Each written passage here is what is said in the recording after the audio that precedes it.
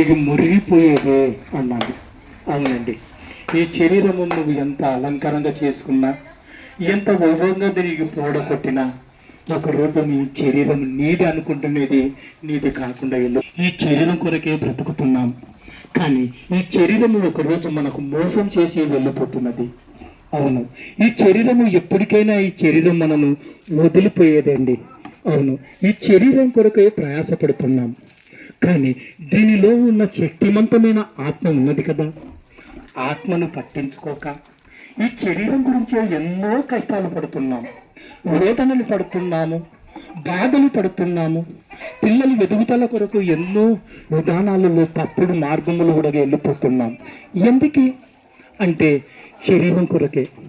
శరీరాశ నేత్రాశ అని బైబిల్లో రాయబడినది. ఈ శరీరాశ ఎంతవరకు అంటే ఈ భూమి మీద ఉన్నంత వరకే. ఈ శరీర ఆశ కొరకే మనిషి బ్రతుకుతున్నాం. కాబట్టి ఈ శరీరము నన్ను విడిచిపోతుంది కదా, నేను విడిచిపోయిన తర్వాత నాలో ఉన్న ఒక ఆత్మ ఉన్నదే, ఆ ఆత్మను గురించి పట్టించుకోకుండా ఉన్నారు. ఏమనుకుంటున్నారంటే మనుషులందరూ మనిషి పుడుతున్నాడు, మరలా ఈ లోకంలో పాపము చేస్తే కుక్కగానో లేకపోతే ఒక జంతువుగానో పుడతాము అనుకుంటున్నారు. లేదండి, మనకు మరణించిన తర్వాత నువ్వు విశ్రాంతిలోకి వెళ్ళిపోతావు.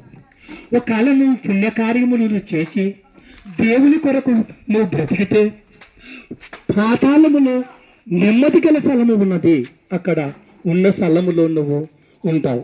ఒకవేళ ఈ భూమి దగ్గర నీ శరీరాన్ని నీ ఇష్టం వచ్చినట్టు వాడుకొని ఈ శరీరముతో నువ్వు పాపక్రియలు చేస్తూ ఈ శరీరముతో నువ్వు ఇష్టానుసారంగా బ్రతికిన వాళ్ళందరినీ పాతాళములోకి వెళ్ళిపోతారని దేవుని వాక్యం తెలియపడుతున్నది.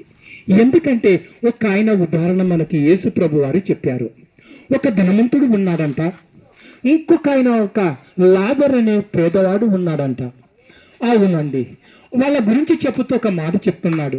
ధనవంతుడు ఉన్నంత కాలము, ఈ భూమి మీద ఉన్నంత కాలము తన ఇష్టాన్ని నెరవేర్చుకున్నాడంట. తన శరీరము దేవుడు ఇచ్చిన శరీరము కదా, దేవుడు ఇచ్చిన శరీరాన్ని దేవుని కొరకు ఉపయోగపడాలి కదా అని ఆలోచన చేసుకోకుండా తన ఇష్టానుసారంగా తింటున్నాడంట, తాగుతున్నాడంట, సుఖభోగాలను అనుభవిస్తున్నాడంట. అవునండి, అందరూ శరీరం కొరకే పాటుపడుతున్నాం. ఆ రీతిగానే ఆయన కూడా ఏం చేశాడంటే తన శరీరాన్ని తన ఇష్టంతో నెరవేర్చుకున్నాడు. ఈ శరీరాన్ని తన ఇష్టానుసారంగా బ్రతుకుతున్న వాడు ఎవరైనా కావచ్చు, ధనవంతుడు కావచ్చు, పేదవాడు కావచ్చు, దళితుడు కావచ్చు, ఎవరైనా కానీ ఈ భూమి మీద బ్రతుకుతున్న మనిషి అందరూ మరణించవలసిందే. అవునండి, ఆయన కూడా మరణించాడు, ధనవంతుడు కూడా. మరణించిన తర్వాత అక్కడ వేదనకరమైన స్థలంలో కన్నులెత్తి అని రాయబడినది. ఎలా చూస్తున్నాడంట? కన్నులెత్తి చూస్తున్నాడంట. అప్పుడు కళ్ళు తెలుసుకున్నాడంట. ఈ భూమి మీద ఉన్నప్పుడు కళ్ళు మూసుకొని బ్రతికాడు. ఈ భూమి మీద ఉన్నప్పుడు కళ్ళు మూసుకొని బ్రతుకుతూ సమాజము కొరకు కానీ, సమాజంలో ఉన్న తన కుటుంబీకుల గురించి కానీ, తన సహోదరుల గురించి కానీ, తన తల్లి గురించి కానీ, తన తండ్రి గురించి కానీ పట్టించుకోకుండా తన శరీరానికి వాడు పట్టించుకొని చనిపోయిన వాడు అక్కడికి పోయిన తర్వాత కన్నులెత్తాడంట. ఈయన కన్నులు మూసుకొని పోయిన వాడు అక్కడికి పోయిన తర్వాత కన్నులెత్తితే ఏం లాభం? అప్పుడు చెబుతున్నాడు, దేవుడు చెప్తున్నాడు, నాయనా నీకు భూమి మీద ఉన్నప్పుడు నీకు అన్ని వైభాగాలు ఇచ్చాను, నీకు అన్ని సుఖాలని పెట్టాను కదా, నీకు ఏది తక్కువ లేకుండా పెట్టాను. కానీ నువ్వు మాత్రం నీ శరీరాన్ని కొరకే వాడుకున్నావు. సూర్యుని వేడిని నీ శరీరానికే వాడుకున్నావు, నేను ఇష్ట గాలిని శరీరం వాడుకున్నావు, భూమిలో ఉన్న పదార్థాలు వస్తున్న పంటని నీ శరీరానికి వాడుకున్నావు, గాలిని వాడుకున్నావు, పంచభూతాలలో నీకు సేవ చేస్తున్న వాటినన్నిటినీ శరీరానికి వాడుకున్నావు. నీలో శక్తివంతమైన ఆత్మ ఉన్నదని ఆత్మని పట్టించుకోకుండా నువ్వు ఆ భూమి మీద బ్రతికావయ్యా. కానీ ఇంకొక ఆయన ఉన్నాడు, తన శరీరంలో అవయవాలు సరిగా లేవు. నగటి మొదలుకొని అరికాలు వరకు ఎన్నో బాధలు, చెడ పుండులు పుట్టిన దేవుడు ఆ శరీరాన్ని నా కొరకు బ్రతికాడు. ఆయన కానీ నా కొరకు బ్రతికాడు కాబట్టి ఇక్కడ నెమ్మదిగల స్థలంలో ఉన్నాడు. నీ శరీరాన్ని సుఖాన్ని ఇచ్చాడయ్యా, నువ్వు శరీరాన్ని సుఖాన్ని ఇచ్చిన నీ ఇష్టానుసారంగా బ్రతికావు కాబట్టి నువ్వు వేదనకరమైన స్థలములో ఉన్నావని దేవుని వాక్యం తెలియపడుతున్నది. ఏమిటండి మేము కల్లిబొల్లి మాటలు మేము చెప్పడానికి రాలేదు. బైబిల్లో ఉన్న సంగతిలో మేము చెప్పడానికి ఈ కాలనీలకు మేము వచ్చి ఉన్నాం. అవునండి, వాస్తవమైన సంగతులు మేము తెలియపరచడానికి ఈ కాలనీలకు వచ్చి ఉన్నాం. మరణించిన తర్వాత మరో బ్రతుకున్నదయ్యా. అవును, ఒక విత్తనము భూమిలో పడిన తర్వాత వట్టి విత్తనమనే భూమిలోకి వెతుతున్నావు కదా.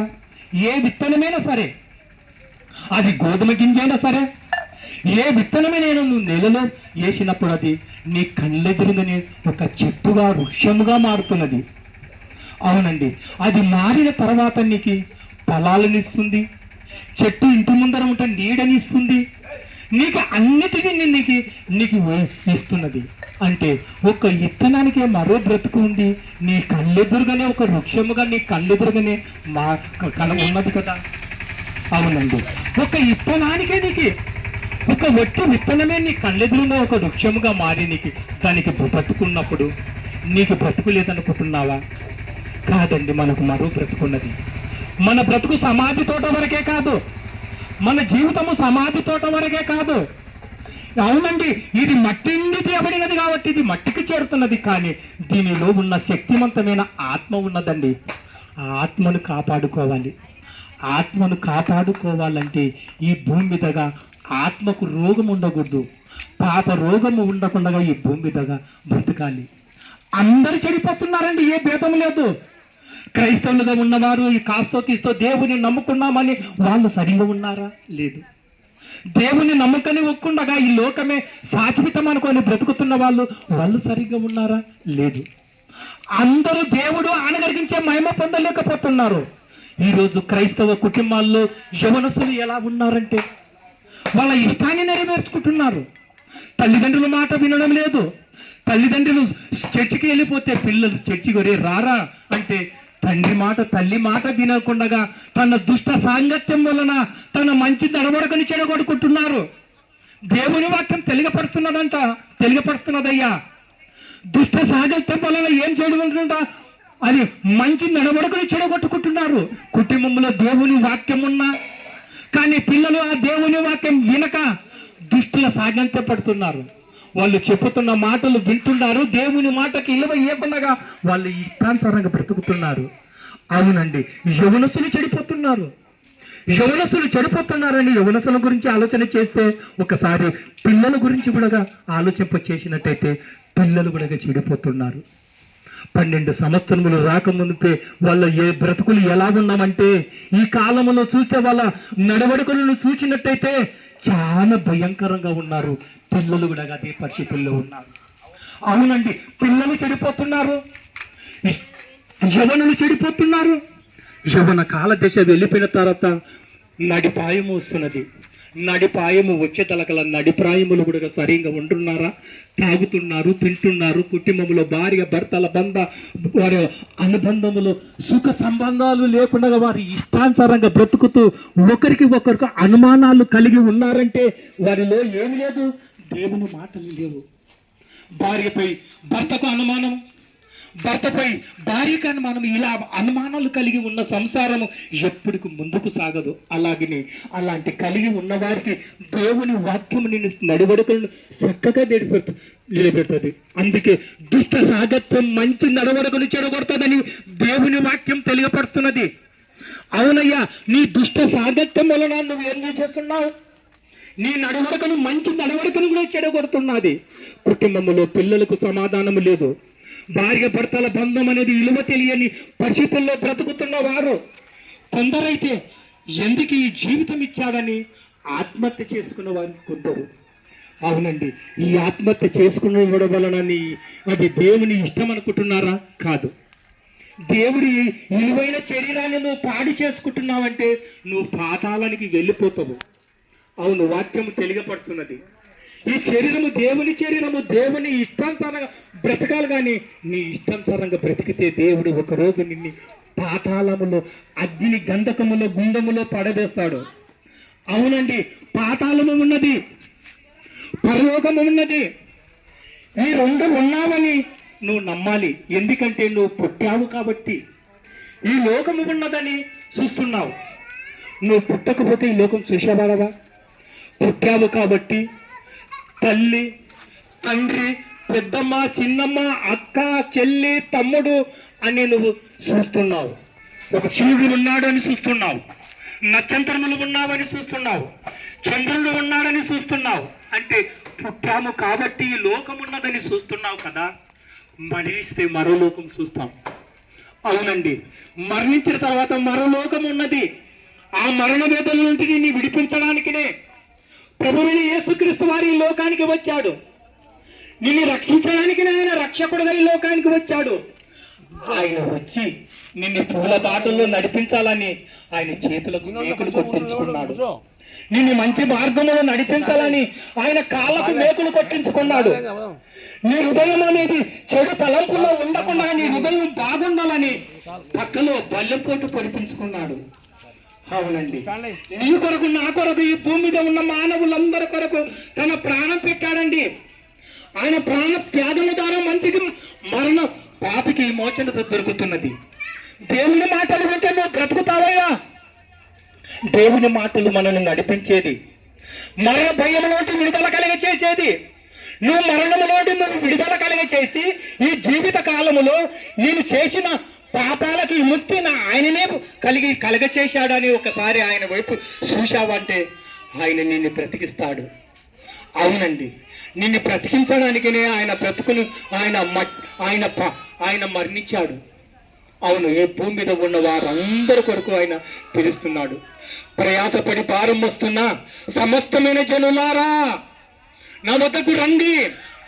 మీరు శాంతి సమాధానం లేని పరిస్థితుల్లో ఇంకా ఈ చీకటిలోనే బ్రతుకుతున్నారా, నా వద్దకు రండి అని ఆయన పిలుస్తుంటే ఈ అందరూ ఎలా చూస్తున్నాడంటే మనకు సంబంధించిన వాడు కాదు, ఎవరికో సంబంధించిన వాడు, మనకు సంబంధించిన వాడే కాదు అని ఆయనను మనం చిన్న చూపుగా చూస్తున్నాం. ఒకరోజు అడుగుతాడు, నిన్ను ఇంతగా బతిమాలుతూ నిన్ను పిలిచాము కదా, పిలిచిన నువ్వు ఆయన ఆ మాటలు వినక ఎందుకు మారు మనసు పొందలేదని నిన్ను అడిగే లెక్క ఒక రోజు ఉన్నది. అవునండి, దేవుని వాక్యం సమీపంగా నీ కాలిలోకి వచ్చి దేవుని మాటల ద్వారా అందరినీ హెచ్చరిక చేస్తున్నది. కాబట్టి ఒకసారి ఆలోచన చేసుకోండి సహోదరుడా, సహోదరి. ఈ జీవిత కాలంలో నువ్వు ఒకసారి ఆలోచన చేసుకో. ఆయన మన కొరకే ఈ లోకానికి వచ్చాడు. ఆయన మరణము దారినే పాపికి మోచన దొరుకుతుందని నువ్వు నమ్మిన ఎడల రక్షింపబడతావు. అవును, ఆయన చెప్తున్నాడు, నేనే మార్గమును, సత్యమును, జీవమును, నా దారిని తప్ప ఎవరును తండ్రి అయిన దేవుని వద్దకు చేరని తెలియపరుస్తున్నాడు. కాబట్టి యేసుక్రీస్తును రక్షకుడుగా అంగీకరించండి. అప్పుడు మీరును, మీ ఇంటి వారును అందరూ రక్షణ పొందుతారు. ఇది అనుకూలమైన సమయం. ఇది